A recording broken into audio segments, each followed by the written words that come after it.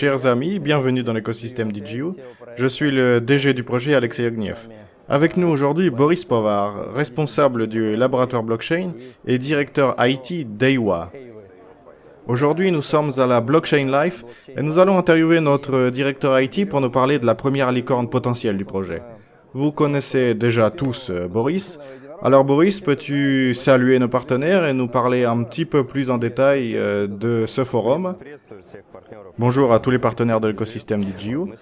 Nous sommes aujourd'hui au forum Blockchain Life. C'est le plus important forum d'Asie centrale consacré à la blockchain.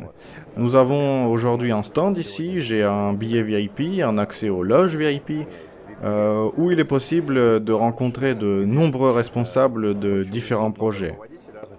Le but principal pour nous ici, dans ce forum, c'est d'attirer de nouveaux partenariats, d'attirer l'attention de nouveaux partenaires potentiels, des investisseurs potentiels, des fonds d'investissement, mais aussi de nouveaux utilisateurs.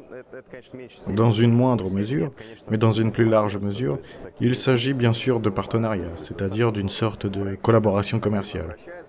De nombreux projets nous sollicitent activement. J'ai déjà été interviewé par des journalistes qui réalisent des vidéos pour Blockchain Life. Globalement, je constate une effervescence autour de notre projet, car nous sommes un projet assez complexe en comparaison avec les autres projets ici. Du mining, de la vente d'équipements, des listings sur des plateformes d'échange. Nous nous démarquons donc un peu et les gens prêtent attention à notre projet et c'est intéressant. Je discute beaucoup, je parle à tout le monde, je leur parle de notre projet. Oui, l'effervescence est assez grande au stand. Dis-moi, quels sont les objectifs de l'équipe elle-même? Tu as amené avec toi une équipe? Il y a beaucoup de gens ici. Quels sont les objectifs que vous vous êtes fixés? En fait, l'un des objectifs est de se rencontrer en personne, car j'ai vu beaucoup de membres de notre équipe aujourd'hui en vrai pour la première fois seulement. Parce que nous travaillons à distance, nous avons des appels téléphoniques, etc. Donc, en premier lieu, ici, il s'agit pour nous de construire l'équipe. Et en second lieu, bien sûr, lorsque les gens voient le directeur technique avec tous ses développeurs en vrai, ils ont un niveau de confiance beaucoup plus élevé que si je me tenais seul là et je leur disais que j'ai 20 développeurs avec moi. Et ainsi de suite. Aujourd'hui, sur notre stand, il y a au moins 5-6 développeurs qui sont présents. Ils se déplacent également, ils discutent avec tout le monde, parlent de notre projet et peuvent discuter plus en détail des aspects techniques. Parce que parfois, les personnes qui fréquentent ce genre de forum sont ici pour en apprendre davantage du point de vue du développement, par exemple, concernant les interactions. Et comme nous avons décidé d'organiser un premier hackathon cette année en décembre, nous leur parlons déjà de la possibilité de participer à notre hackathon pour qu'en décembre, ils puissent, par exemple, développer des applications qu'ils ont déjà ou bien développer de toutes pièces en utilisant notre technologie. Nous parlerons du hackathon un peu plus tard. Revenons un peu sur ce forum. Quelles sont les tendances que tu as remarquées du point de vue personnel et professionnel? De nombreuses entreprises sont représentées ici, il y a des intervenants sur scène. Tu peux voir de tes propres yeux certaines tendances qui pourraient devenir intéressantes pour nous et pour des partenaires d'ici peu? Oui, absolument. Tout d'abord, on parle maintenant beaucoup plus de défis, c'est-à-dire qu'il y a eu des sections séparées où les orateurs ont parlé de défis, d'organisations autonomes décentralisées, de futurs États décentralisés sur la blockchain. Il y a aussi deux autres tendances puissantes qui se dégagent, c'est les NFT et le GameFi. Le GameFi, c'est jouer pour gagner, des jeux qui utilisent la blockchain. Mais on parle bien sûr ici beaucoup de NFT principalement. J'ai d'ailleurs parlé à de nombreuses personnalités ici. Et en particulier, il y a une célébrité qui est présente ici, une célébrité d'Asie centrale, Pokras Lampas. Nous lui avons parlé hier et il est également intéressé par notre projet. Peut-être aurons-nous une sorte de partenariat ou de collaboration concernant les NFT. Je pense maintenant à ces NFT car nous prévoyons de les distribuer par airdrop, mais nous aimerions y intégrer des mécanismes de jeu intéressants, pour que cela ne se limite pas à de la simple distribution de NFT, mais pour qu'ils puissent ensuite être utilisés ultérieurement. En d'autres termes, il y aura peut-être déjà des projets partenaires qui réaliseront des jeux dans lesquels ces NFT seront utilisés. On pourrait aussi introduire cela, par exemple, à la suite de notre hackathon, c'est possible. Je vais essayer maintenant de clarifier pour nos partenaires aussi. Ainsi, AWA, c'est l'écosystème que AWA crée, il est ouvert et préparé pour intégrer ces tendances que tu remarques ici. Je comprends bien, c'est cela?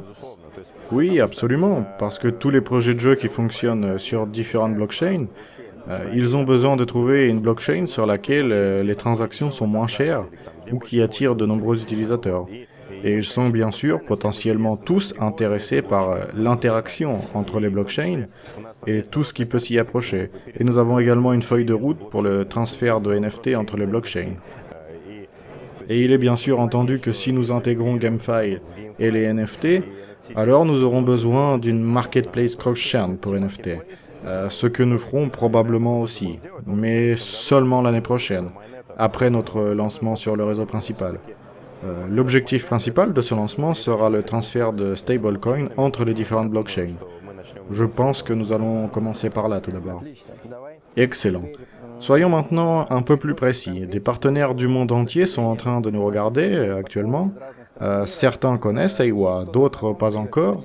Alors, pendant 2 jours, tu es à cette exposition. Est-ce que tu peux nous dire comment tu expliques de façon simple ce qu'est AWA? Est-ce qu'il est possible d'avoir une petite définition concise maintenant? J'ai inventé une histoire récemment. On s'est demandé comment on pouvait expliquer à un enfant de 7 ans ce que c'était. Les crypto-monnaies sont donc, grosso modo, un océan rempli d'îles. Chaque île est une blockchain, une chaîne distincte. Et sur ces îles, il y a des habitants. Ces habitants, ce sont des crypto-monnaies, par exemple des stablecoins, le bitcoin, l'Ether, et ainsi de suite. Ils vont tous au travail. Et leur emploi, ce sont des protocoles de type DeFi. Il s'agit par exemple d'une plateforme d'échange décentralisée ou d'un protocole de prêt. Mais tous ces habitants ont en réalité un problème. En effet, ils vivent isolés sur une île et ils n'ont la possibilité de travailler que sur cette île. Ils ne peuvent pas bouger. Cependant, ils savent qu'ils ont des parents sur les îles voisines et qu'il y a aussi des employeurs intéressants sur les îles voisines. Et ils aimeraient vraiment aller visiter ou par exemple vivre sur cette île et aller travailler sur une autre. Et maintenant, si nous poussons l'allégorie un peu plus loin, parlons de la route vers une autre île. Il y a là-bas des pirates, des requins et des tempêtes. Et c'est très compliqué et dangereux. Cette route est remplie de dangers. Mais on peut certainement naviguer. Et se noyer, ou ne pas revenir du tout, ou se perdre. Dans ce cas, AWA agit comme une sorte de transport. On peut parler ici d'un moyen de téléportation d'une île à l'autre, ou d'un paquebot de croisière qui les transporte à l'aller et au retour. En d'autres termes, l'argent qui se trouve dans une chaîne peut très bien être utilisé dans une autre chaîne, ou même dans plusieurs chaînes en même temps. Oui, réaliser des transferts et pas seulement avec de l'argent. Il pourrait s'agir de données. Par exemple, un message qui serait alors transféré d'une île à l'autre. Je pense que cette définition est plus que compréhensible pour tout le monde. J'invite d'ailleurs tout le monde à s'en souvenir afin de comprendre comment fonctionnent des projets comme celui-ci, à quoi ils servent et comment ils profitent aux gens. Ma vision du monde est définitivement devenue plus claire. Allons encore plus loin. Le test alpha a été lancé le 8 septembre. En quelques mots, comment s'est déroulée l'opération? Quels sont les succès que l'on peut retenir de ce test? C'est toujours d'actualité. Il y aura d'ailleurs bientôt une phase très active où nous donnerons aux gens la possibilité d'effectuer des tâches sans limite. En d'autres termes, il existe actuellement des combinaisons fixes de blockchain, mais nous allons donner aux gens la possibilité de choisir n'importe quelle combinaison de blockchain pour gagner encore plus de points.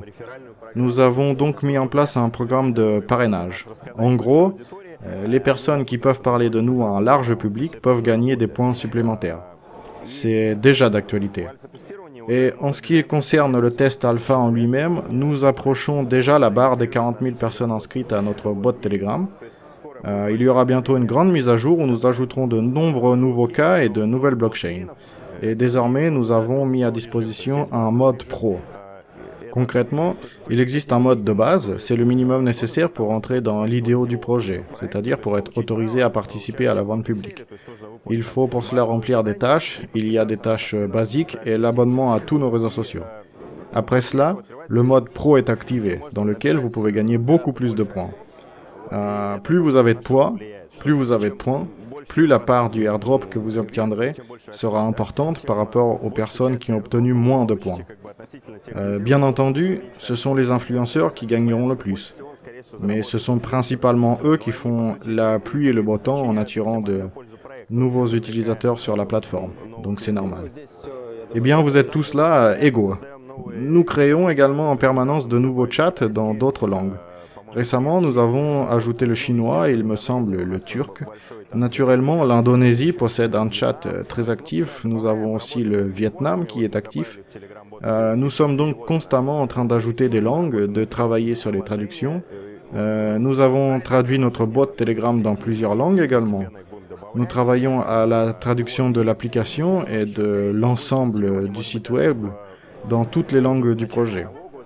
Nous les ajouterons petit à petit.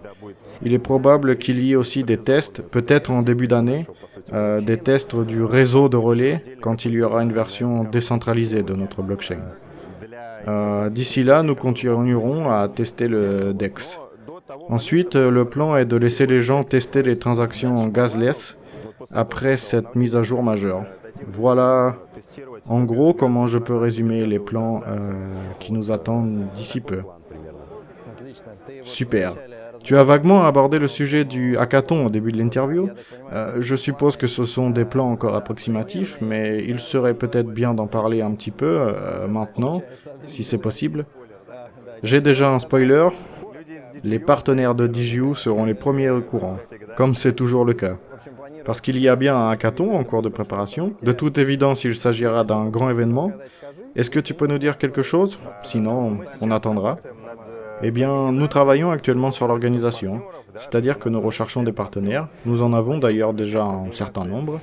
Nous prévoyons d'impliquer des organisations qui sont spécialisées dans ce genre d'événements et qui ont, en plus de l'expérience, déjà une grande communauté de développeurs qui gravitent autour d'elles. Elles ont déjà un public réceptif et il est beaucoup plus facile de les impliquer dans ce genre de projet. Quel est le but du hackathon? Quel sera l'objectif? L'objectif du hackathon est de faire émerger des projets qui utilisent notre technologie. D'un point de vue commercial, ce serait du B2B et B2C.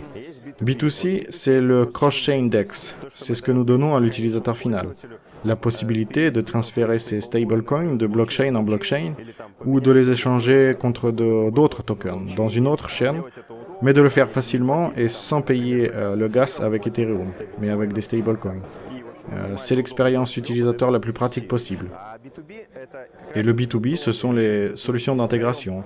Pour faire clair, nous permettons aux développeurs de créer des solutions qui transfèrent des données entre les blockchains via notre réseau. Et nous gagnerons de l'argent là-dessus aussi, pour chaque sollicitation, en facturant en conséquence chaque appel croisé. Il y aura également le transfert via des tokens qui font le pont entre certains projets sur différentes blockchains. On a donc un certain nombre de cas qui sont strictement B2B. Et pour ce faire, nous allons développer activement le secteur du développement commercial. Nous recherchons même des personnes pour rejoindre l'équipe qui travailleront en partenariat. Des partenariats avec divers portefeuilles crypto, divers projets défis et des écosystèmes blockchain. Pour être plus clair, de nombreux écosystèmes de blockchain allouent désormais des montants colossaux pour investir et se lier à des projets construits à partir de leur blockchain. Nous allons travailler dans ce domaine pour essayer d'attirer vers nous des allocations supplémentaires de ces écosystèmes. C'est-à-dire qu'en substance, nous apporterons une solution assez universelle et pourrons gagner de l'argent, je suppose. Nous nous efforcerons d'obtenir des subventions dans de nombreux écosystèmes.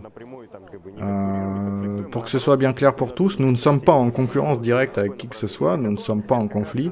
Au contraire, nous devons être amis avec tout le monde. Et c'est justement l'objectif de notre hackathon.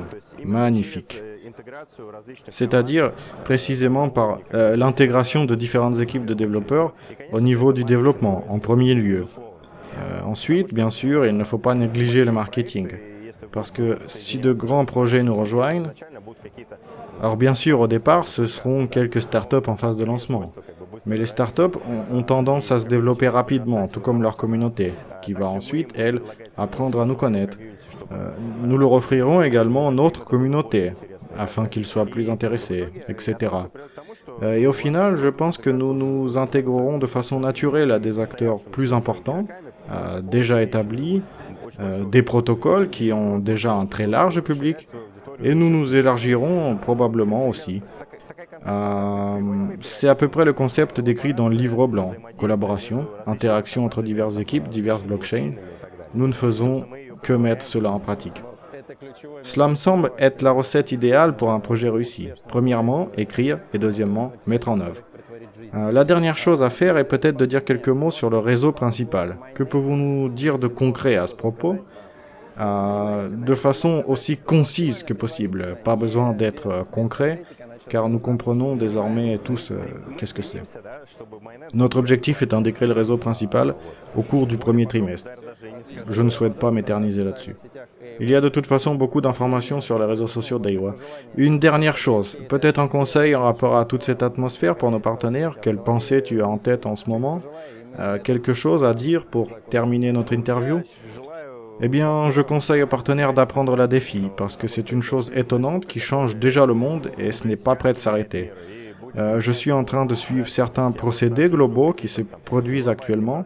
Ce qui se passe en ce moment, eh bien, je vais partager avec vous mes observations récentes. C'est un processus qui a démarré il y a longtemps et au début, les plateformes d'échange ont créé leur propre blockchain. Binance a créé Binance Smart Chain, UOB a créé la UOB Eco Chain, puis d'autres plateformes, les DEX, sont apparues. En réalité, on peut parler d'une réincarnation décentralisée des plateformes centralisées.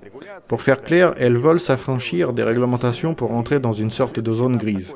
Ensuite, l'étape suivante, c'est l'arrivée de très grands institutionnels. Vous savez, les grands acteurs du marché du capital risque, comme Alameda Research et Andreessen Horowitz. Ces grands acteurs sont assis sur des milliards de dollars, mais ils ne peuvent pas allouer autant d'argent à un seul projet unique, comme par exemple le protocole DeFi. Et donc, ils ont commencé à faire la chose suivante. Ils ont commencé à financer certaines blockchains, par exemple au travers du fonds Alameda Research Venture Fund. Ils ont leur propre plateforme centralisée, FATEX, qui concurrence directement Binance sur le marché et sur de nombreux fronts. Ils essayent de faire bouger les choses d'une manière ou d'une autre. Ils ont également Solana Blockchain, dans laquelle ils ont été les premiers à investir. Ils y consacrent beaucoup d'argent, des centaines de millions de dollars, presque des milliards de dollars d'investissement, pour s'attacher à des projets basés sur Solana, par exemple. Et la même chose se produit maintenant avec Andreessen Horowitz. Ils font la même chose. On peut également évoquer une blockchain appelée NIR. Elle est développée par des Russes qui ont quitté Ijevsk en 2017 pour la Silicon Valley et ont obtenu 16 millions de dollars d'investissement de la part d'Andreessen Horowitz pour commencer à développer leur blockchain. Et maintenant, ils ont déjà alloué 800 millions de dollars de fonds à l'écosystème NIR pour des projets qui sont basés sur ce protocole blockchain. Ce que je veux dire par là, c'est que ici on touche vraiment quelque chose de sérieux, car les investisseurs en capital risque sont les pionniers, ceux qui ont investi dans Facebook. Andreessen Horowitz a investi dans Skype, dans Airbnb, etc. Donc vous savez, l'histoire nous apprend que le futur arrive plus vite que prévu, et que nous devons apprendre et nous immerger dans ces technologies dès maintenant. Par exemple, nous proposons des cours de formation. C'est probablement assez difficile à saisir. Il y a aussi How to DeFi. Vous pouvez lire ce livre. Je pense que c'est un livre qui est excellent pour vous permettre de prendre le bon wagon dans ce train qui prend rapidement de la vitesse et ainsi commencer à investir au moins dans les stablecoins, le farming ou bien dans certains actifs. Parce qu'il est probable que dans les 5 prochaines années, il y ait une réévaluation de la situation et vraiment très probable qu'1 milliard d'utilisateurs passent aux crypto. Et si c'est le cas, tout ce qui nous semble aujourd'hui très cher va nous sembler très très bon marché dans 5 ans. Ce sont les prix en ce moment. Je conseille donc à tous, de façon amicale, de vous lancer, d'étudier les bons projets et d'investir. Car il est toujours possible de dépasser le Bitcoin si, comme je le dis dans mon cours, vous investissez dans les bons altcoins, dans des bons projets et dans des bonnes équipes et dans le marché upside. Il semble assez limité jusqu'à présent, mais quand même. Avec tout ce qui se passe au niveau réglementaire, avec les mouvements des grands acteurs institutionnels qui entrent dans la partie, il est clair que c'est déjà très intéressant pour les gars de Wall Street. C'est une réponse qui est un peu longue, mais j'ai envie de dire mes précieuses. Mes amis, pour résumer, étudiez, mettez en pratique tout ce que vous avez étudié, et comme l'a dit Boris, dans 5 ans, je pense pour ma part un peu plus tôt, vous verrez l'effet de vos connaissances, de leur mise en pratique.